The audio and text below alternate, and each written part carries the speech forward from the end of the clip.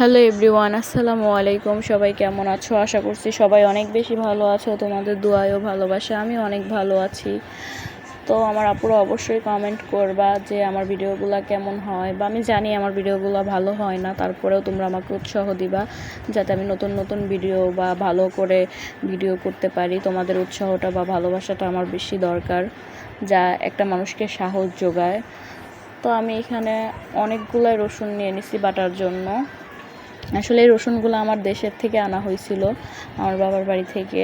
তো এগুলো অনেক দূরের থেকে আনা, তো এই জন্য আমার ফালাইতে ইচ্ছা করে নাই। পরে রসুনগুলো নষ্ট হয়ে যাচ্ছিল, পরে ছিলে ফ্রিজে রেখে দিয়েছিলাম।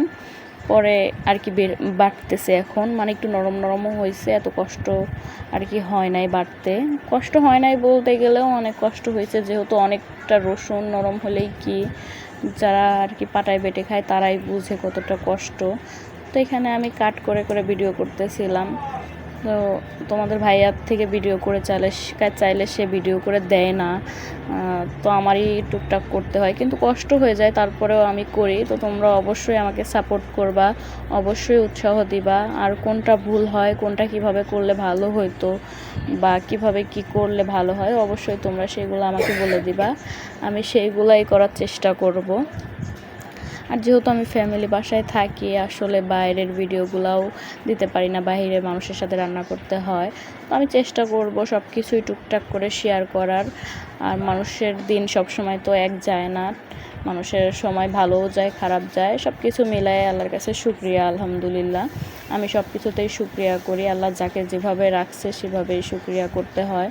তো এটাই মানুষের জীবনের সুখ, শান্তি, অশান্তি যেটাই বলেন থাকবেই। এটা কোনো মানুষ বলতে পারবে না যে আমার জীবনে শুধু সুখই আছে, কোনো কষ্ট নাই, এরকম কিছু না। মানুষের জীবনে সুখও আছে, কষ্টও আছে। কষ্টর মধ্যেও হাসি আছে, হাসির মধ্যেও কষ্ট আছে। এটাই হচ্ছে মানুষের জীবন। যাই হোক, আমি বেশি টেটনা কথা বলে ফেলতেছি, কিছু মনে করবেন না আপনারা। অবশ্যই কথাবার্তাতে ভুল হলে অবশ্যই ধরিয়ে দিবেন যে হ্যাঁ এটাতে ভুল হয়েছে, বা ওইটাতে ভুল হয়েছে, এটা করলে ভালো হতো, এটা করলে ভালো হতো। অবশ্যই কমেন্টে লিখবেন, আমি কিছু মনে করব না। যেহেতু ভুল হইলে মানুষ ভুল ধরিয়ে দিবে, এটাই স্বাভাবিক। আর অবশ্যই আমাকে উৎসাহ দিবেন, সবাই সাবস্ক্রাইব করবেন। তো আমার কথা বলতে বলতে অনেক রসুন বাটা কাটা হয়ে গেল। তো অনেকে বলতে পারবেন যে এখন আমি ব্লেন্ডার কেন ইউজ করতেছি না। আসলে আমার ব্লেন্ডার, সত্য কথা বলতে ব্লেন্ডারটা নষ্ট হয়ে গেছে।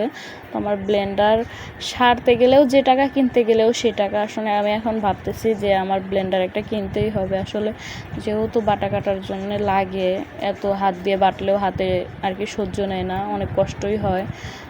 তো আমার কিন্তু এখানে দেখা যাচ্ছে ভিডিওতে, তোমরা হয়তো দেখতেছো আমার ভিডিওটার 2 মিনিট কিংবা 3 মিনিট বা 5 মিনিটের একটা ভিডিও, কিন্তু এগুলো বাড়ছি আমি অনেকক্ষণ ধরে। নরম হলেও কি হবে, আমার হাতটা একদম ঠোসা পড়ে গেছে। অনেক রসুন ছিল, প্রায় মনে করো যে 1-1.5 কেজির মতো এখানে রসুন। তো অনেক খানিক হয়েছে, জানি না কতটুকু দেখা যাচ্ছে ভিডিওতে। আসলে ভিডিওতে অল্পই দেখা যাচ্ছে, অনেক খানিক হয়েছে, যাতে 1 মাসের কাছাকাছি আমার চলে যাবে। তোমরাই বলো আপুরা, যারা সংসারিক আছো, যারা সংসার করো, তোমরা হলে কি রসুনগুলা ফালাই দিতা? কখনোই না। তো আমিও সেরকম। আমার হাজব্যান্ড বলতেছে রসুনগুলা পচে গেছে, আমি বলতেছি না পচে নাই, এইগুলা পানি ফ্রিজে ছিল এই জন্য পানি পানি হয়ে গেছে, কিন্তু সে এক কথাই বলতেছে পচে গেছে। আচ্ছা, তোমরাই কমেন্ট করবা এই রসুন কি পচে গেছিল কিনা। তোমার বাটা কাটা শেষ। সবাই ভালো থাকো, সুস্থ থাকো, সবার জন্য দোয়া রইল।